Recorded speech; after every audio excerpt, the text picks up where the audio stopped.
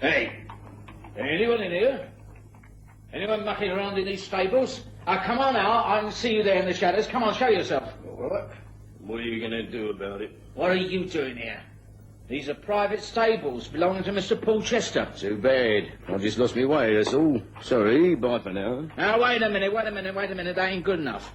I'm sending for the police. You won't cause any trouble if you're wise. No? Well, we'll see about that. You asked for it, mate. Right.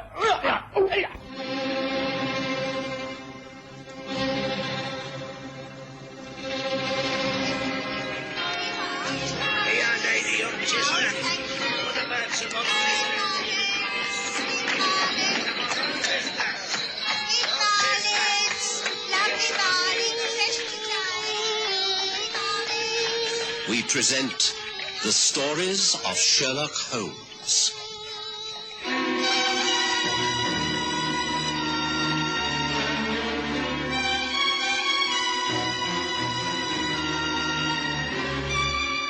The Porter Mews mystery.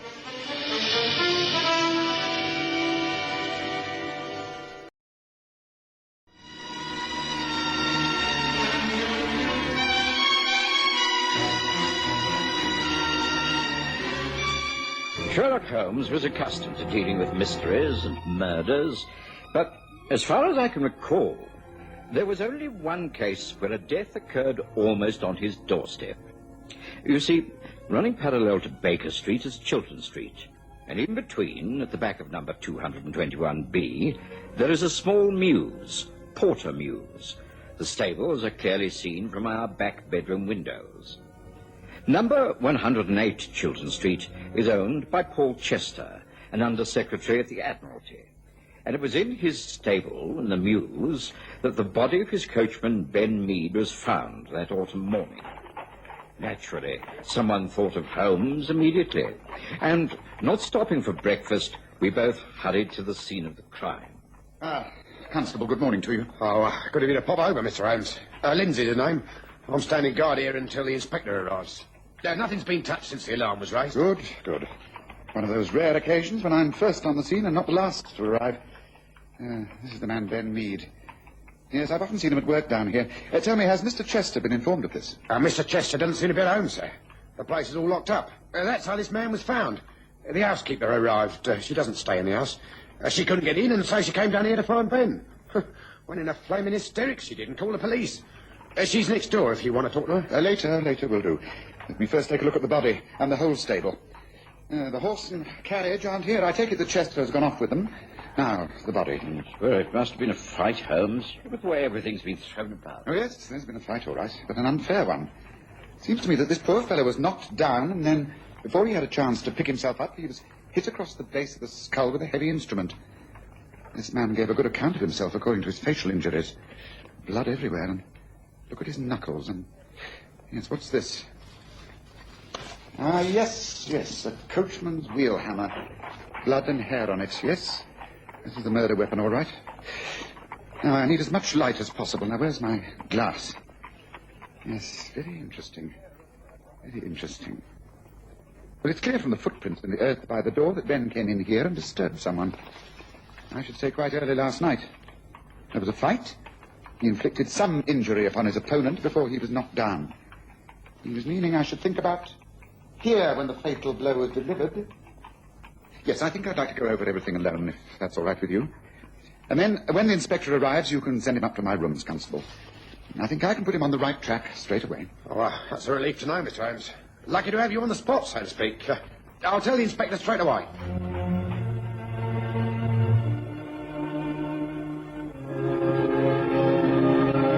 And so, about an hour later, as Holmes and I were finishing breakfast, Mrs. Hudson showed in our old friend, Inspector Lestrade. Lestrade. I wonder that Scotland Yard has been called in on such a minor case of murder. Morning, Holmes. Morning, Watson. Well, as a matter of fact, the powers that be heard you'd been at work, and they thought it might be more important than it first seems. Murder on the premises of anyone who's employed at the Admiralty has serious undercurrents. Yes, but this murder occurred in the Mews, in the coaching stables at the back of Mr. Chester's house. Nothing to do with Chester. That's right. But what is not known is that the house was burgled last night. And the housekeeper was let in, and when they opened up the place, they found that all of the famous silver plate had been taken. Now, these two events cannot be unrelated, Holmes. The man who killed Ben Mead must have used the Mews as an entrance to the house. There is, of course, a connecting gate and a pathway to the back door. Yes, but let's get the sequence in the right order. Ben Mead investigated the coach house, was killed by an intruder, who then took Mead's key and went into the house and stole the silver plate? Oh, no, I think not. Well, I don't know what order it happened in, but the two events must be connected. The coincidence is too great, don't you agree? Oh, yes. Yes, I do. Well, Holmes, where do we start? Any ideas? Oh, yes, plenty. It's a question of marshalling my thoughts. Now, let's take the death of the coachman as a start. You're looking for the murderer. He is approximately 5'8". He has red hair, and he has a tooth missing from the front of his mouth. Holmes, you aren't serious. Never more so. But how did you arrive at these conclusions? My dear Lestrade, you're as infuriating as Watson. You should know my methods by now. They are totally scientific. Nothing that I say is guesswork. I examined the coach stable in great detail. I found evidence. The fact that the dead man had put up a fight was very clear.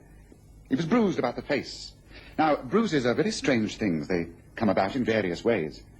After death, for instance, they do not grow into blueness. The blood is not circulating. You understand? That's how we can tell the time when death occurred. Now, the knuckles of Ben Mead's hands showed definite, clear cuts. He'd landed several blows. Adhered to the blood on his hand were various hairs. I have them here in this envelope. They are, as you can see, rather vivid red hairs.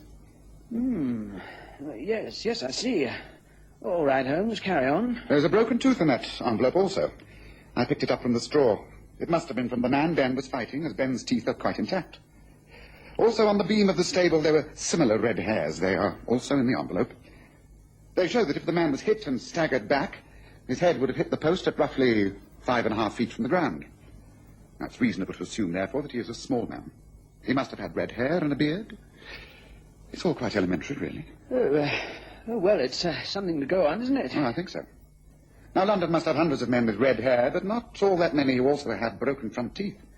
It narrows down your search somewhat, you must agree.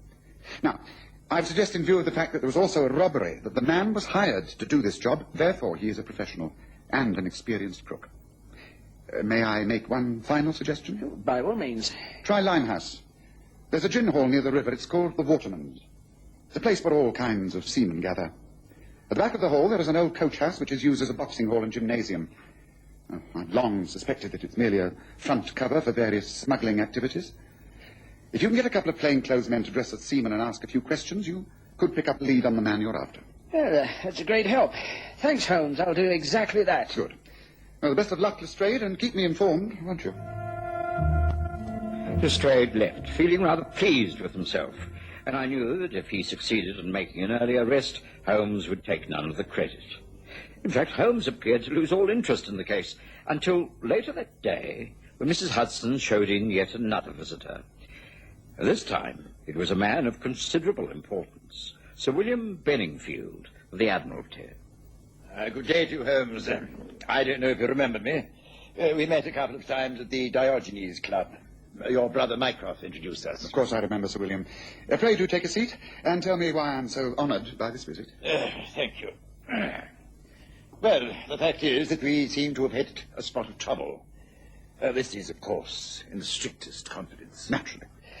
It's my assistant, young Paul Chester, the fellow who lives just at the back of here. The gentleman whose coachman was killed in a fight last night? Yes, that's right. I don't know if that has anything to do with my problem. I can't see how it can have. But anyway, the fact is that Chester has disappeared. He can't be traced at all. But he should have been in the office at the Admiralty yesterday and today. There's not a sign of him. We're very worried. You think he also might have been attacked? Huh? Oh, no, I don't think so. The fact is that for some time now we've been aware that certain information has been passed on to foreign powers. Very vital information regarding the latest naval armory. As you know, we in Britain pride ourselves on our secret service as best in the world.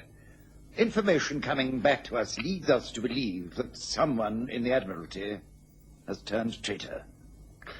And you suspect it's Paul Chester? Oh, grave accusation, Holmes.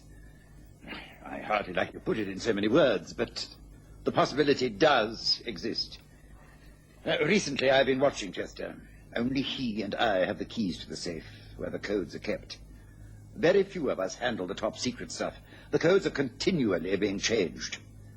Now, I know Chester has been at work on certain papers.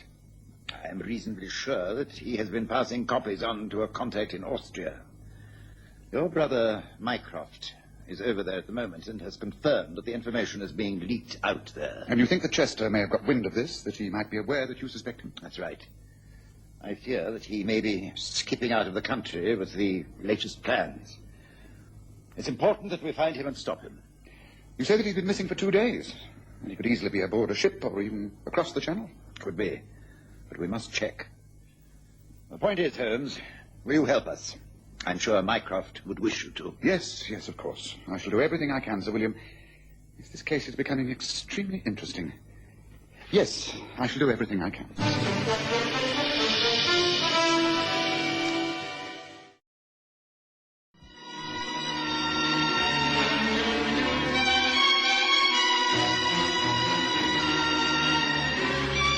Sir William Benningfield left, and I went about my own business. I had a large number of calls to make and didn't return to Baker Street until early evening. But Holmes was not at home. Mrs. Hudson had set the table for supper, and there was game pie and vegetables hot on the stove. I was helping myself to this when the door opened, and a shabby old tramp let himself in. Look here, my man, what do you mean by calling in here? How did you get in? Who are you, anyway? You must be the doctor. Dr. Watson, ain't that right? That is correct, but answer my questions. Who are you and what do you want? How did you gain entrance to these rooms? You really are my best audience, Watson. I always feel my disguise is a foolproof if you're taken in by them. Holmes, well, I must say that this is one of your better attempts. I was completely taken in. Well, what have you been up to this time? Well, I thought I'd do a little checking up around the Limehouse district myself. Lestrade's men stand out like sore thumbs down there. I spotted them in the Waterman's Gin Hall immediately. Fortunately, they made my own investigation pass unnoticed. Yes, I found Ben Mead's murderer, all right. You have? Oh, yes. A very undesirable creature by the name of Joe Crumb. He's exactly 5'8", has red hair and a beard and a front tooth missing. I've advised Scotland Yard, and Lestrade should be about to make an arrest, I should think.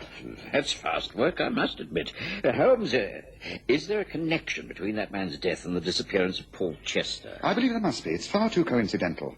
Missing papers from the Admiralty, an under-secretary who disappears, silver plates stolen from his house, and his coachman is murdered all at the same time. No. There must be some link. But what is the link, Watson? That's the point. It's a far more complicated case than it appears. Now that, unless I'm very much mistaken, will be our old friend Lestrade. Would you be so good as to let him in, Watson, while I change out of these things? Give him a glass of brandy and invite him to take supper with us. I shall not be long. I did as Holmes instructed, for it was indeed Inspector Lestrade waiting outside on the doorstep. He accepted my offer of food and drink gratefully, and over supper told us of his success. We arrested the man, Joe Crumb, Holmes. He's now in jail, and we're pushing forward his trial. But, frankly, I'm wondering if the evidence will hold. He's rather too circumstantial. Men have been hanged on far less evidence. He is the murderer, I've no doubt about that. Providing you have a good prosecuting counsel, I think you should get a conviction. No, I'm not so sure. The man's attitude is so darn confident. He doesn't say much, just does a sly, lopsided grin. Refuses to comment at all. Simply says he's innocent, and that's that. He is not innocent. He is guilty. I've been down to Limehouse myself and picked up quite a few tidbits of information. Nothing that I can pass on to you to be used as evidence, but from what I learned, it confirmed all my suspicions. Joe Crumb killed Ben Mead, and all that remains is for you to prove it, Lestrade. Now, would you like a little more game pie? Holmes promptly dropped the whole case. Several times I asked him if he was making any progress with his investigations into the disappearance of Paul Chester, but he merely said that the time wasn't right. Sir William Benningfield called a couple of times and was given more or less the same answer. I could see that he was disappointed in Holmes, but Holmes didn't let that worry him. He was concentrating upon other matters. Days went by, and even weeks, and eventually Joe Crumb appeared in court on a charge of murder.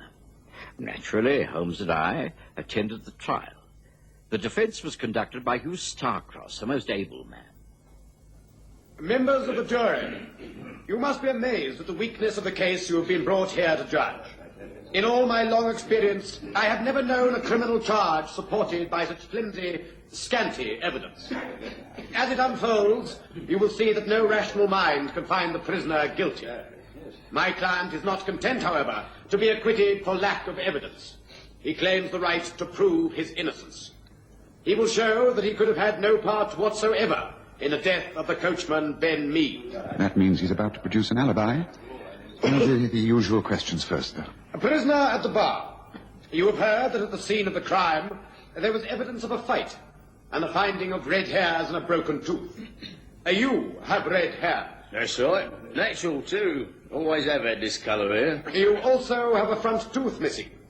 Can you tell the jury how you lost that tooth? Waterman's gym, Limehouse, boxing. Lost it about 3 months ago. A fella called Max Baker caught me one in the face and knocked me tooth out. Oh, that's Baker down there, he'll tell you. Yes, just confine yourself to answering the questions. I shall bring the necessary witnesses to testify as I think fit. And now, on the night of the 21st, when this death took place, can you account for your movements? Of course I can. I was in the Waterman's till about 10 o'clock. Then I went across to the pub. 3 Ducks. Stayed there till closing time, playing darts. Then went with the landlord to play poker. Had an all-night session. I won quite a bit, too. And now we shall hear the confirmation from the landlord. Yes, he'll now be called. That's him, that large, fat-faced man with the black hair smarmed down. He will testify for Crumb. Holmes, you seem quite pleased that things are going so badly. If this continues, then Crumb will be acquitted. Oh, yes, I should think that's almost certain. Well, I think there's very little need to stay and hear more, Watson. The jury won't take all that long to make up their minds. We may as well go and get ourselves a cup of coffee, I think, don't you?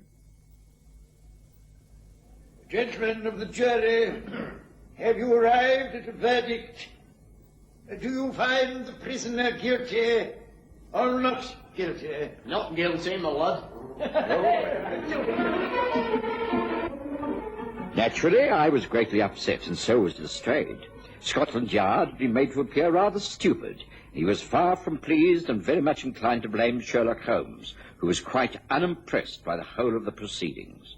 In fact, later that evening, he seemed rather pleased with himself. Tonight, I think we can actually move on the case, Watson. I thought it was all over. Crumb has been acquitted. Well, you may have been right in thinking him guilty, but he's got away with it. Not entirely. He has been made to reveal his hand, and I think now we can step in and solve the whole mystery. I've asked Lestrade and his men to meet me later. First, I have to send off a few telegrams, one to Mycroft in Innsbruck, another to the landlord of the 3 Ducks, and a third to Sir William Benningfield. Then we journey to Limehouse, suitably clad, of course. I'm sure I can find an old suit that'll fit you, Watson, and a large cape with a pocket that can conceal a revolver. If you want me to come with you, or you think it might be dangerous. That's right. I've been inactive for long enough. This time, things were brought to a head, don't you agree? Come, make preparations. It could be a long night ahead.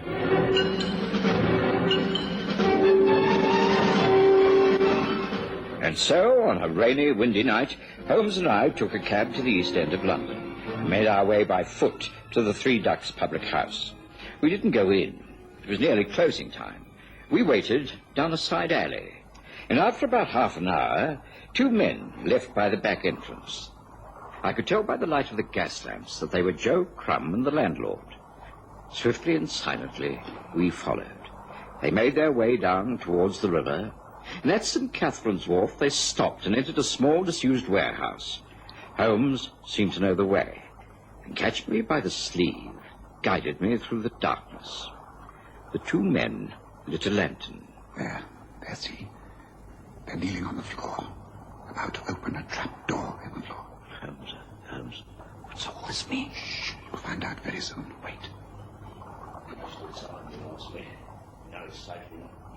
Go and check out, though. Can't be too careful. Here, give us a hand. Ready?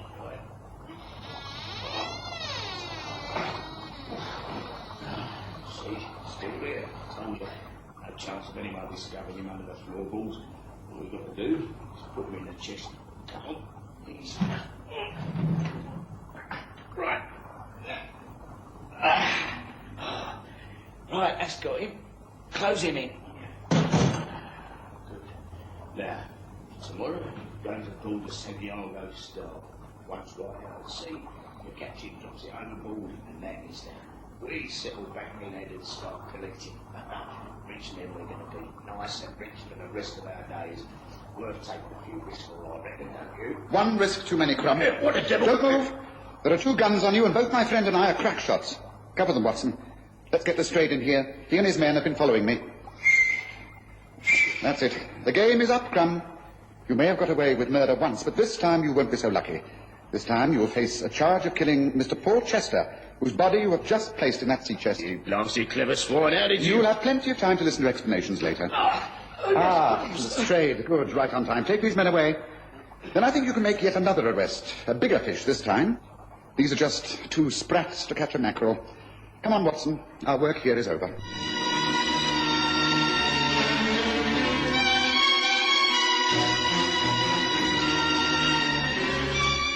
After the arrest of the 2 men in that warehouse, events moved at a bewildering pace. The body of Paul Chester was found, wrapped in canvas. It was clear that he'd been murdered, his throat cut from ear to ear.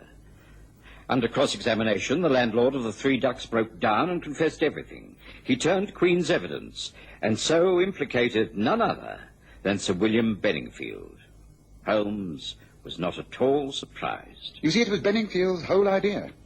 It was he who had turned traitor and was passing on the naval secrets. Paul Chester found this out and was ready to expose him. So Benningfield had to get rid of him.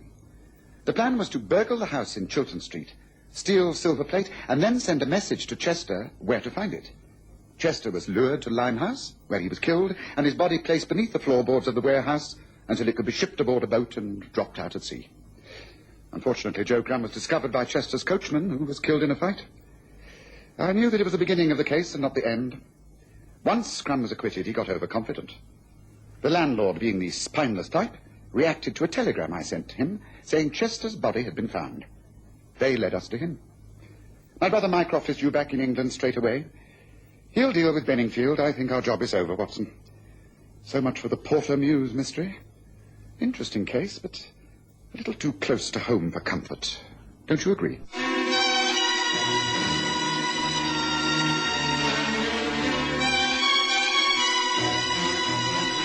Listen again next Sunday to The Stories of Sherlock Holmes, with Graham Armitage's Holmes and Kerry Jordan as Dr. Watson.